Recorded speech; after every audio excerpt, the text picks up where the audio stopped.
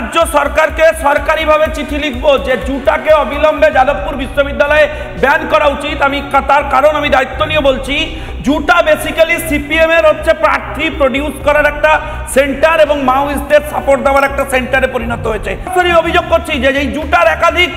হচ্ছে অধ্যাপক হচ্ছে মেম্বার রয়েছেন, যারা অভিজিৎ বাবুরা জানবেন,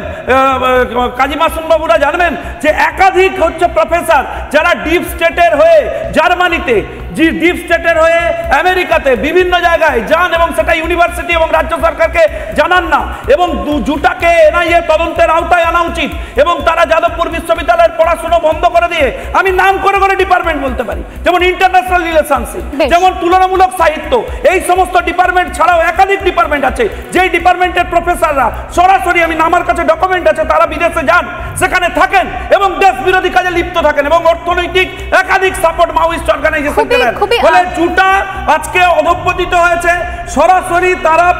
পড়াশোনার পরিবেশ এখানে নষ্ট করছেন, ছাত্রদের ভবিষ্যৎ নষ্ট করছেন, শিক্ষকদের আন্দোলনের বাইরে গিয়ে সরাসরি মাওয়িস্ট অর্গানাইজেশনের সিম্পাথাইজারে পরিণত হয়েছে। অবিলম্বে ওনার এগেইনস্টে অ্যাকশন নিতে হবে।